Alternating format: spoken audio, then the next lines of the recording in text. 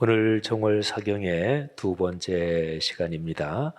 마태복음 4장 23절부터 25절, 9장 35절부터 38절 말씀, 우리 거룩하신 하나님의 말씀 모두 같이 읽겠습니다. 자, 시작. 예수께서 온 갈릴리에 두루 다니사 그들의 회당에서 가르치시며 천국 복음을 전파하시며 백성 중에 모든 병과 모든 약한 것을 고치시니 그의 소문이 온 수리아에 퍼진지라. 사람들이 모든 앓는 자, 곧 각종 병에 걸려서 고통당하는 자, 귀신 들린 자, 간질하는 자, 중풍병자들을 데려오니 그들을 고치시더라. 갈릴리와 데가볼리와 예루살렘과 유대와 요단강 건너편에서 많은 무리가 따르니라. 예수께서 모든 도시와 마을에 두루 다니사 그들의 회당에서 가르치시며 천국 복음을 전파하시며 모든 병과 모든 약한 것을 고치시니라. 무리를 보시고 불쌍히 여기시니 이는 그들이 목자 없는 양과 같이 고생하며 기진함이라. 이에 제자들에게 이르시되 추수할 것은 많되 일꾼이 적으니 그러므로 추수하는 주인에게 청하여 추수할 일꾼들을 보내주소서 하라 하시니라. 아멘. 하나님이 꿈으로 잘 보여주시는 그런 분들이 있죠. 여러분 중에 그런 분 계신지 모르겠습니다. 저는 그런 쪽하고는 좀 거리가 멉니다. 저는 주로 개꿈을 꾸는데 띠가 개띠라서 개꿈의 중요한 특징 두 가지가 있습니다. 꿈꾸고도 제대로 기억이 안 난다. 또는 두 번째는 기억이 나더라도 별 볼 일 없다. 저는 자면서 물론 꿈꿀 때도 있지만 예수님 꿈을 꿨다든지 어떤 특별한 그런 거는 그렇게 많이 기억이 나지 않습니다. 여러분 중에 신앙생활 하시는 분들, 그런 분들 꽤 있으시죠? 예수님 꿈에서 만나고 그런 분들 아마 계실 것입니다. 예수님을 꿈에서 만났다든지 그러면 당연히 아주 좋은 꿈이지요. 굉장히 좋은 꿈이라고 하는 돼지 꿈 또는 용꿈 어떤 거를 갖다 대도 예수님 꿈을 꿨다 그러면 그거 최고지요. 가끔 가다가 우리 성도님들한테 아유 꿈에 목사님 봤어요, 목사님 꿈 꿨어요, 이런 분들 제가 가끔 들어요. 그럴 때 제가 아이고 이거 출연료를 드려야 되나요, 받아야 되나요? 제가 그렇게 말씀드리는데 목회자로서는 참 행복한 일이지요. 내가 목회하는 교회 성도님이 꿈에서 나를 만났다. 담임 목사를 아껴주고 소중히 여겨주고 그러니까 또 꿈에 이렇게 나타나고 고마운 일입니다. 사람이 무엇을 꿈꾼다 할 때는 잠자면서 꿈꾼다 이런 일차적인 꿈의 의미도 있지만 인생에서 목표를 세우고 그 목표를 향해서 노력한다. 그럴 때도 우리가 꿈을 갖는다, 꿈을 꾼다 이런 얘기를 하지요. 예수를 믿는 사람들, 그러니까 그리스도인들이 가져야 할 가장 커다란 꿈은 무엇일까요? 그거는 예수 그리스도를 닮는 것입니다. 여러분이 존경하고 사랑하는 또 굉장히 소중히 여기는 어떤 사람을 생각해 보십시오.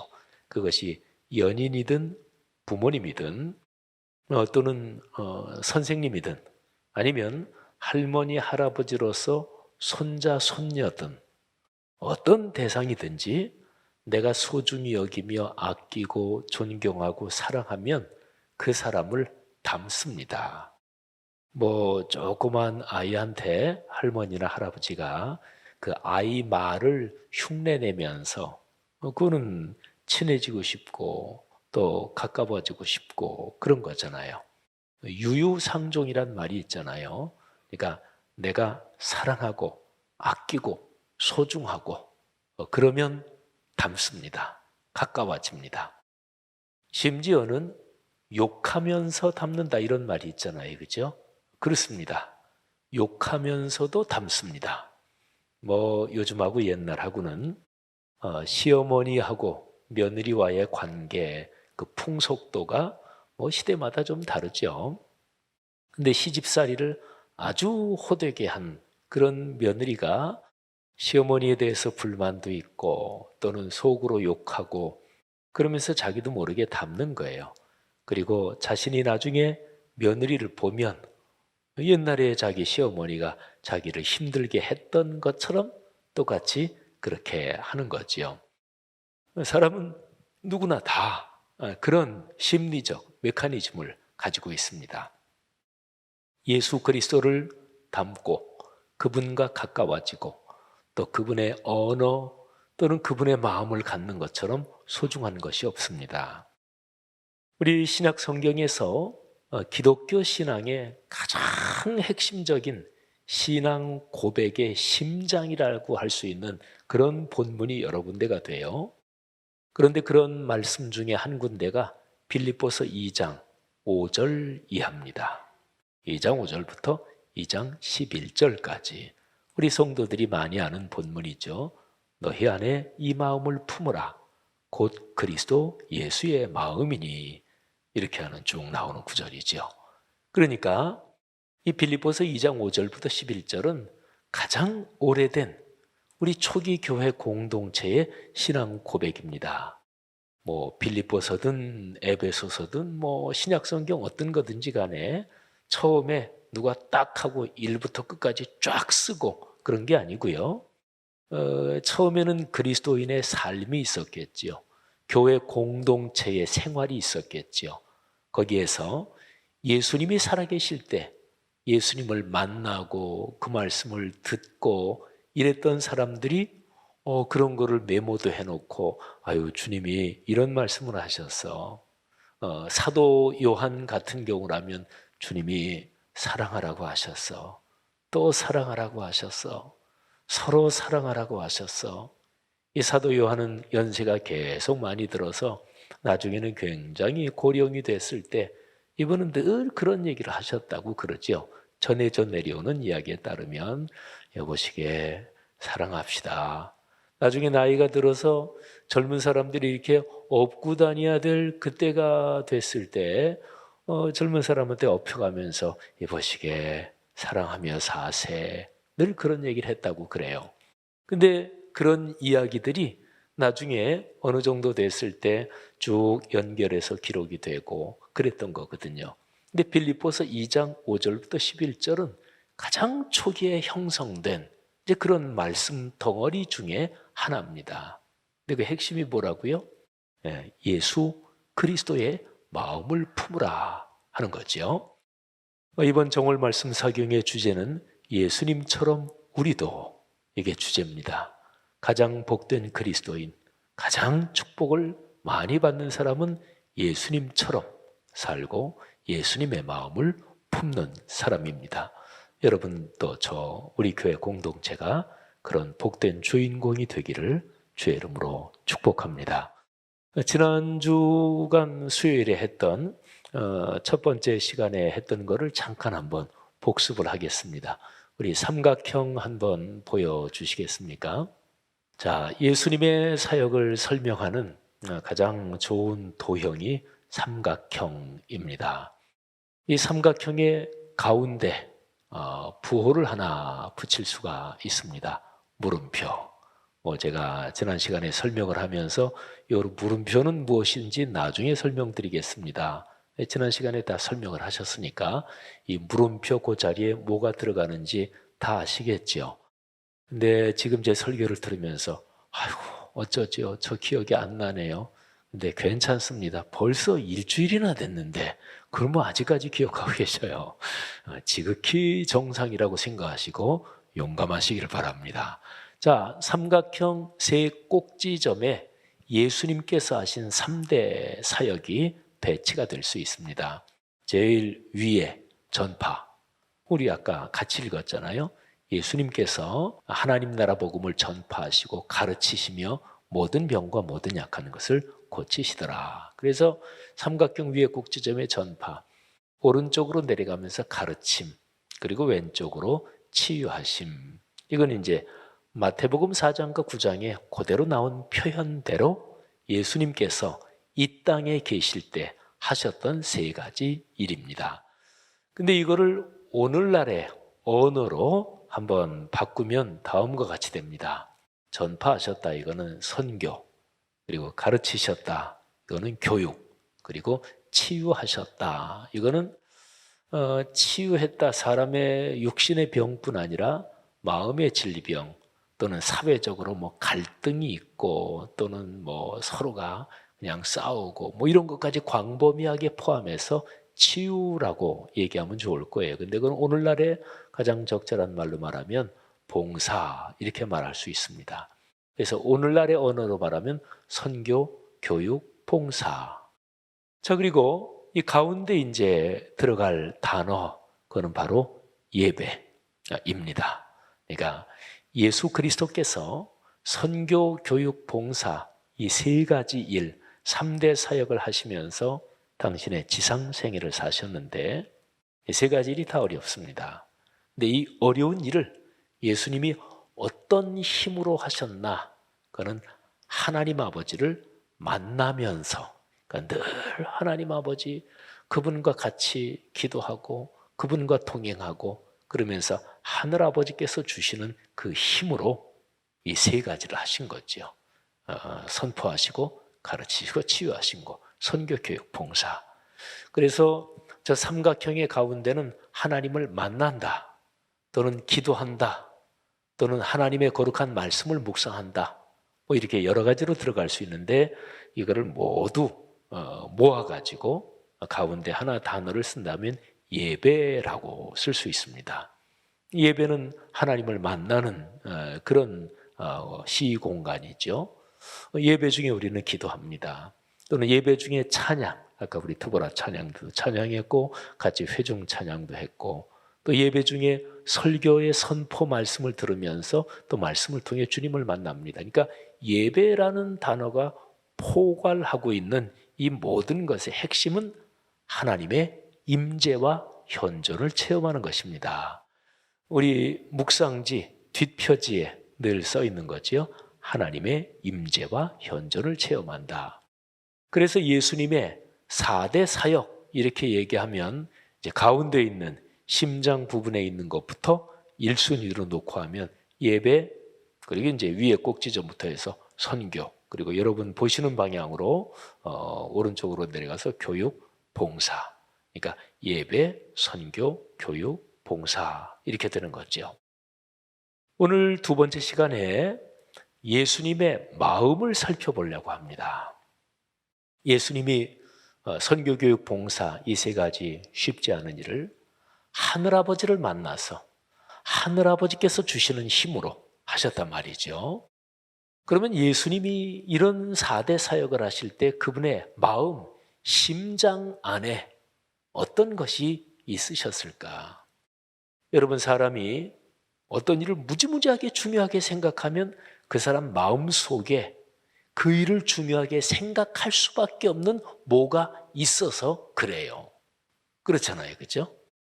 제가 엊그제 무슨 이제 컴퓨터로 뭐 작업하고 그러다가 무슨 유튜브를 통해서 제가 독일 방송 뉴스 좀 듣고 뭐 이렇게 몇 가지 하는 게 있는데, 어떻게 하다가 무슨 동영상이 뭐 재밌는 게 있는 것 같아서 잠깐 클릭해 봤어요.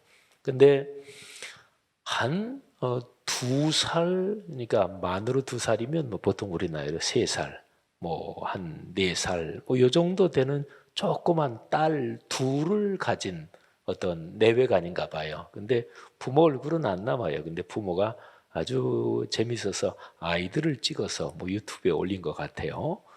근데 조그만 두 아이인데 이제 밤에 잘라고 이렇게 누웠단 말이에요.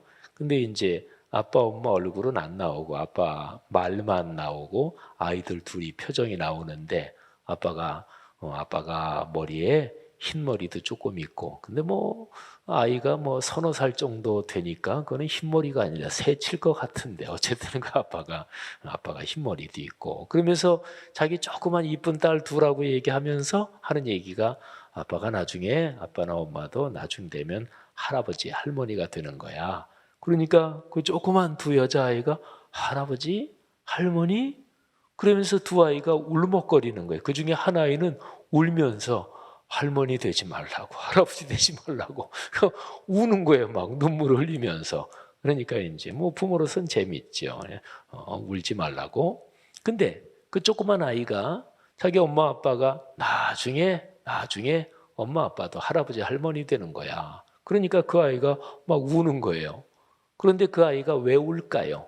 그거는 그 아이 마음속에 울 수밖에 없는, 우리 엄마, 우리 아빠가 할아버지 할머니 된다. 그러면서 아이 하는 얘기가 이마에 여기 이렇게 줄도 생기고 손도 이렇게 줄도 생기고 아이들이 그렇게 물어보는 거예요.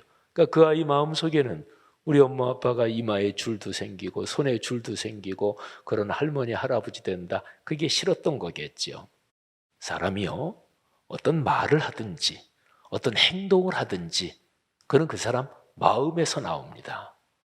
그러면 예수님께서 예배, 선교, 교육, 봉사 이 네 가지 4대 사역을 하시면서 이 지상 생애를 사셨는데 그때의 예수님의 마음심 중에 있었던 것들이 무엇일까? 어떤 사람을 잘 알려면 그 사람 마음을 헤아려야 합니다. 저 사람이 어떤 마음을 가지고 있을까? 저 사람 마음에 지금 무슨 생각이 있을까? 이게 이제 인간관계에서 제일 중요하죠. 그 사람 말을 들을 때도요, 그 사람이 표현하는 말만 들으면 안 돼요. 예를 들어서 이렇게 해도 괜찮을까? 괜찮아? 그러면 괜찮다는 거 아닙니다. 그냥 괜찮아? 하는데 그건 괜찮다는 거 아니죠. 그러니까 그 사람의 마음을 읽는 게 그게 참으로 중요합니다. 인간관계에서 성숙한 사람은 늘 상대방의 마음을 헤아립니다. 예수님의 마음은 어떠셨을까요? 제가 이번 정월 말씀 사경에 주제 성경 본문으로 선택한 마태복음 4장 그리고 마태복음 9장 이 두 개가 사실은 비슷한 어떤 상황인데요. 근데 마태복음 9장 36절에 보면 예수님의 마음이 아주 잘 나타나 있습니다. 자, 우리 성경 구절 다 같이 한번 읽겠습니다. 시작. 무리를 보시고 불쌍히 여기시니 이는 그들이 목자 없는 양과 같이 고생하며 기진함이라. 아멘. 여러분이 구절을 잠깐 보세요. 예수님께서 무리를 보시며 불쌍히 여기시니 이렇게 표현되어 있죠. 여기에서 이 구절에서 예수님의 마음의 상태 이게 표현된 그런 표현이 어떤 거죠? 불쌍히 여기시니. 예수님이 보셨다. 보신 거는 이제 신체의 눈으로 보신 거죠. 많은 사람들이 이렇게 몰려드는데 그들을 이렇게 이제 눈으로 보신 거죠. 이거는 신체적인 작용이고. 근데 불쌍히 여기시니 이게 마음의 상태를 표현한 거잖아요. 그 뒤에는 왜 불쌍히 여기셨나 이제 그 이유가 나와 있고요. 자, 보세요. 예수님께서 3년 동안 공적인 활동을 하실 때 예수님의 마음이 어떠셨나? 그 표현하는 장면들은 여러 군데 많습니다. 예수님이 눈물을 흘리셨다. 이런 표현이 성경에 나오죠. 그러면 그 표현을 보면 예수님이 얼마나 슬프셨을까? 예수님의 마음을 읽을 수 있잖아요. 예수님께서 당신의 생애 마지막 한 5일 동안 예루살렘 성에 들어가셔서 그리고 성전 구역에 들어가셨을 때 그때 거기서 장사치들의 상을 막 뒤집어 푸시고 그러셨습니다. 예수님의 그 행동 막 화내시면서 내 집은 만민이 기도하는 집이라 그렇게 구약 성경에 하나님의 말씀에 기록되었는데 너희는 강도의 소굴을 만들었다. 이렇게 화내시는 장면을 보면 우린 거기서 예수님의 마음을 읽을 수 있죠. 예수님의 마음에 거룩한 분노가 가득하셨던 것입니다.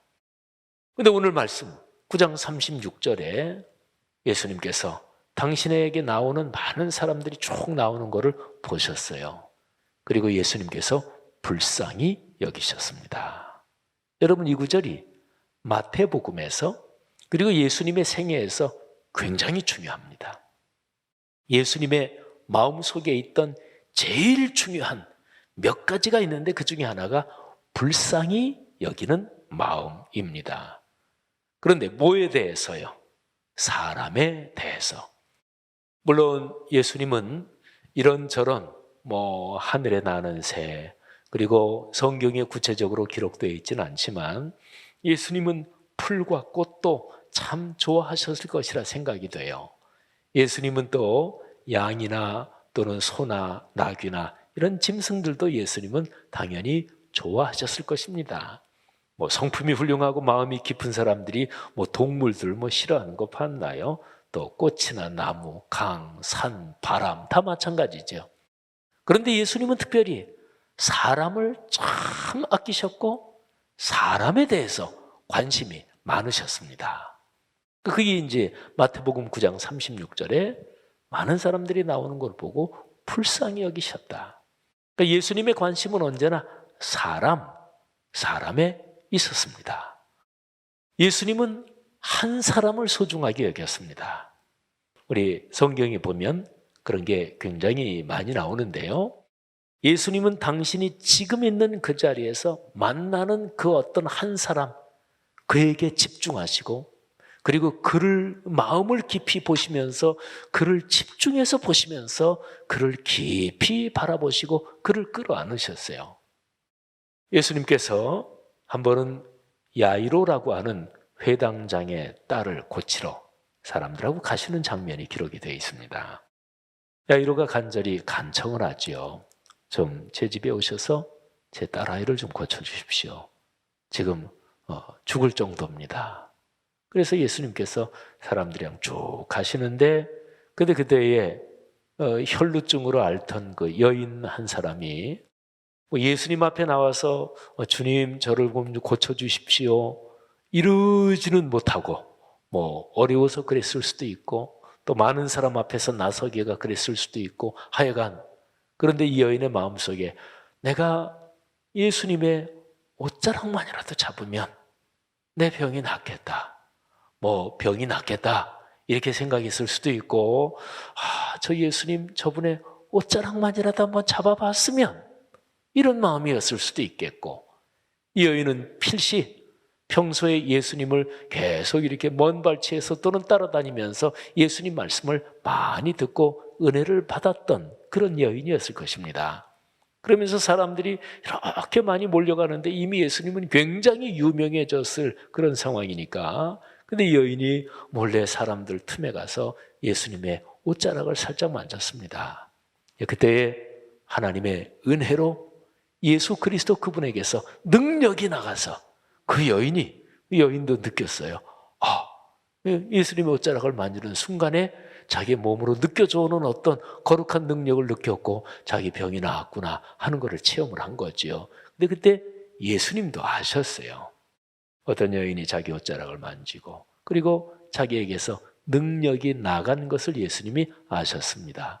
예수님이 가시다가 돌아서십니다. 그러면서 누가 내 옷자락에 손을 댔느냐? 그랬더니 제자들이 아유 주님 이렇게 많은 사람이 지금 막 떠밀려서 가는데요. 제자들의 말은 아유 옷자락 누가 이렇게 밀려서 이렇게 닿을 수도 있고 그랬겠지요. 이런 얘기잖아요. 아니다. 누가 내 옷에 손을 댔다. 그랬더니 그 여인이 뭐 떨면서 이거는 뭐 공포에 질려서 그렇게 떤다는 게 아니고 경외하는 마음이죠. 그러면서 나와서 자초지종을 얘기합니다. 그때 예수님께서 그 여인에게 딸아, 내 믿음이 너를 구원하였다. 평안히 가라. 이 여인은 신체의 질병은 예수님의 옷자락에 손을 대는 순간 낫습니다. 예수님께서 그 여인에게 신체의 질병 치유, 그거 외에 정신적이고 영적인 평안, 그리고 구원을 또 한 번 선포하신 거예요. 내 믿음이 너를 구원했다. 평안히 가라. 너는 하나님의 축복을 받은 하나님의 딸이다. 여러분 보세요. 저는 그 장면에서 예수님은 진짜 한 사람을 사랑하시는구나. 그걸 잘 느낄 수 있는 장면이에요. 수많은 사람들이 있고 한데 야이로의 어린 딸, 그 아이 하나를 위해서 예수님은 가시는 중이잖아요. 예수님은 마음속으로 가시면서 하늘아버지께 기도하면서 가셨을 것입니다. 하늘아버지, 이 야이로라는 회당장의 딸을 지금 고치러 갑니다. 제가 가는데 하늘아버지께서 거룩한 영으로 먼저 가셔서 그 아이에게 안수하시고 고쳐주십시오. 그러면서 기도하는 마음으로 예수님의 마음속에는 그 어린아이 하나를 생각하면서 온 마음에 그 아이를 품고 그리로 가시는 중이었습니다. 근데 가는 중에 어떤 여인 하나가 뒤에서 당신의 옷자락을 만졌는데 발걸음을 멈추고 그 여인을 찾으시고 그 여인을 돌아보시고 말씀해 주시고 그 여인을 축복해 주십니다. 그러니까 예수님은 가다가 그 한 여인, 이름도 모를 그 여인에게 온통 또 집중하시는 거예요. 근데 그러면서 회당장 야이로의 딸이 왜 그렇게 지체하는 바람에 죽잖아요. 예수님이 근데 걱정하지 마라, 믿기만 해라. 그리고 이제 그 집에 가서 그 아이도 고쳐주십니다. 그러니까 예수님의 사역은 언제나 그랬어요. 예수님은 사람이 제 아무리 많이 모여도 그래 전부 다 한번 숫자 좀 세보자. 하나 둘 셋 넷. 야, 많이 모였다. 대단한 숫자다. 예수님은 그러신 적 한 번도 없어요. 오병이어의 기적을 베푸셨을 때 그때 엄청난 사람들이 막 열광했습니다. 예수님의 그야말로 팬클럽, 아주 그냥 예수님을 그냥 따라다니는 그 왕팬들이 돼가지고 예수님을 우리 유대민족의 지도자로 삼자. 그러니까 성경에는 왕으로 삼자. 이렇게 기록이 되어 있죠. 근데 예수님, 대단한 거잖아요. 많은 숫자는 힘입니다. 그건 분명합니다. 돈의 숫자가 공짜가 계속 더 붙어가든지 사람 숫자가 더 붙어가든지 숫자는 힘이에요. 인류 역사에서 늘 그랬습니다. 지금도 그렇습니다. 지금 대통령 선거 전 여당, 야당, 여러 당이 지금 하잖아요. 여론조사 하잖아요. 지지율, 그 숫자잖아요. 숫자는 힘입니다. 인간 세상에서 언제나 그랬습니다. 근데 예수님은 숫자가 아니고 예수님은 많은 숫자 그리고 당신을 열렬하게 따라다니는 그런 숫자인데도 예수님은 그거를 별로 대단치 않게 여기세요. 오히려 그거를 위험하게 보셨습니다. 그래서 오병이어의 기적 후에 수많은 군중들이 열광하는데 그 책망하듯이 흩어져 보내고 또 그 숫자에 아주 우쭐해 있던 제자들을 책망하십니다. 그리고 제자들하고 수를 띄워놓으십니다. 이 수가 사람을 망치거든요. 사랑하신 여러분, 예수님은 숫자에 관심이 있지 않으셨고 예수님은 사람에 관심이 있으셨습니다. 한 사람 한 사람에게 관심이 있으셨습니다. 마태복음 9장 36절 예수님께서 여기에서 무리를 보시고 불쌍히 여기시니 이게 바로 그거예요. 예수님은 당신의 마음속에 사람에 대해서 연민과 애정과 공감과 그리고 특별히 어려운 사람을 끌어안는 포용의 마음을 갖고 계셨습니다. 여러분, 이런 마음을 가진 사람이 다른 사람을 제대로 볼 수 있습니다. 자, 마태복음 9장 36절 화면에 다시 한번 띄워주시고 그 구절을 잠깐 더 한번 살펴보십시다. 자, 저기에서요. 불쌍히 여기시니 이게 예수님의 마음이 담겨 있다고 말씀드렸고 근데 그 앞에 있는 거 무리를 보시고 예수님께서 수많은 사람들이 당신에게 나오는 거를 보셨습니다. 이거는 글자 그대로 신체의 눈으로 사람들이 많이 나온다 보셨죠. 근데 예수님은 신체의 눈으로 사람들의 현상 많이 나오는 그것만 보신 게 아닙니다. 무리를 보시고 불쌍히 여기셨으니까 사람들의 그 삶의 정황, 사람들의 그 속 생각, 사람들의 삶의 여러 가지 깊은 면까지 예수님은 깊게 보신 거예요. 여러분, 한번 생각해 보세요. 다른 사람들을 볼 때 어떻게 보십니까? 어떤 사람은 다른 사람 겉만 봅니다. 근데 세심하게 보는 사람이 있어요. 예를 들어서 어떤 사람 볼 때, 아유, 권사님, 어떻게 눈꺼풀 수술하셨어요? 쌍꺼풀 수술하셨어요? 이런 세심한 사람 있잖아요. 아유, 그 어떻게 헤어스타일 바뀌셨네요? 아유, 전에하고는 다른 거 보니까 미용실 바꿨나 봐요. 모르겠어요. 그냥 짐작해본 여성들의 대화.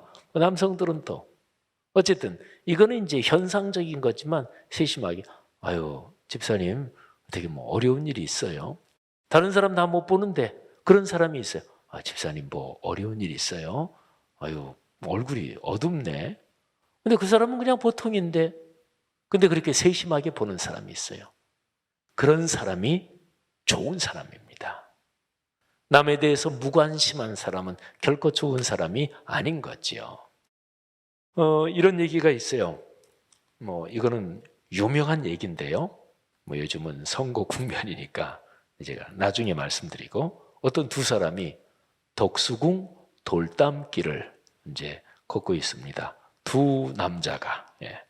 근데 비가 좀 온 뒤였고 그래서 덕수궁 돌담길 거기에 뭐 이렇게 물 있는 데도 있고 좀 마른 데도 있고 근데 두 사람 중에서 남자 두 사람인데 한 남자는 대단히 사회적으로 정치적으로 아주 중요한 인물이고 또 다른 한 사람은 그 사람에 비해서는 뭐 말하자면 정치적으로 체급이 좀 이제 그런 사람이고 근데 두 사람이 걷는데 대단히 중요한 뭐 아무래도 그 사람이 중요하고 또 한 사람은 뭐 좀 덜 그러니까 중요한 사람이 이렇게 걸으면 옆에서 이렇게 같이 걸으면서 얘기하는데 근데 길 중에서 물이 없는 걷기 좋은데 이 중요한 사람이 거기를 계속 걷고 그리고 옆에 있는 사람은 이렇게 하면서 물 있는데도 그냥 밟고 막 계속 이래야 되는데 이 중요한 사람이 전혀 그거를 신경도 안 쓰고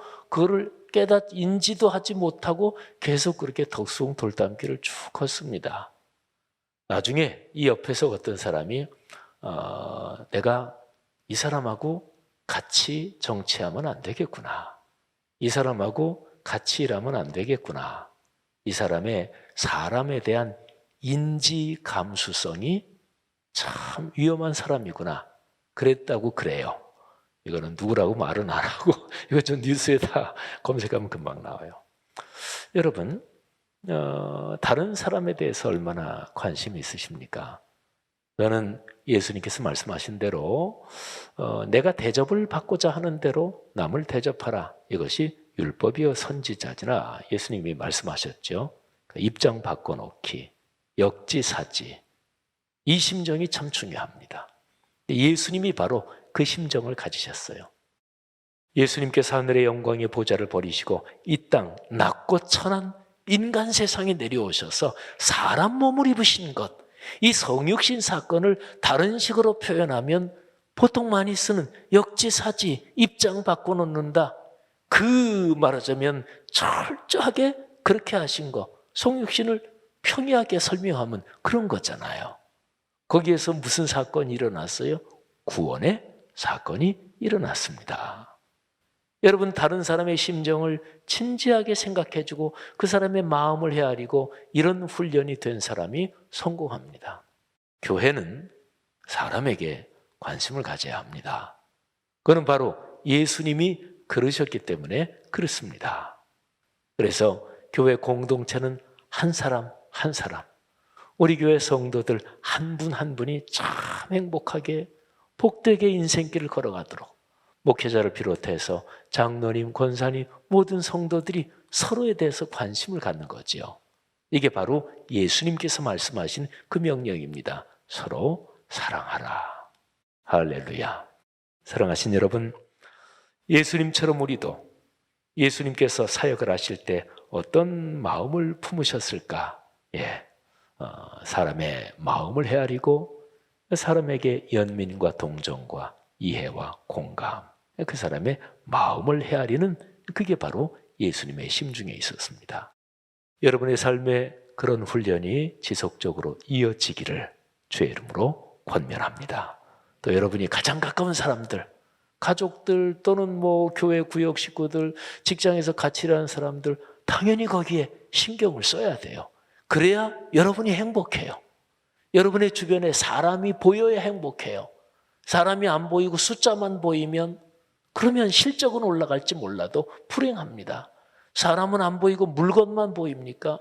사람은 안 보이고 업적만 보입니까? 결과, 통계, 그래프만 보입니까? 사람이 보여야 돼요. 예수님께서 그렇게 사셨어요. 올해 2022년 1년 동안 내 눈에 사람이 들어오고 특별히 내 주변에 어렵고 힘든 사람, 그런 사람의 심정이 눈에 보이길, 그런 축복이 있기를 주의 이름으로 축원합니다. 우리가 그렇게 관심을 가지는 가장 커다란 이유는 예수 그리스도께서 우리를 위해서, 여러분 한 사람 한 사람을 위해서 그렇게 세심하게 여러분을 보시면서 여러분을 위해서 당신의 목숨을 버려 구원하셨기 때문에 그런 거지요. 그 구원 값없이 받았은즉 우리도 값없이 줘야지요. 그거는 일상에서 말하면 사람의 마음을 헤아리고 그들에게 따뜻한 사랑의 마음을 품는 바로 그런 삶을 말하는 거죠. 1년 내내 이런 축복 넉넉하게 또 맑은 시내처럼 강처럼 흐르기를 주의 이름으로 축원합니다.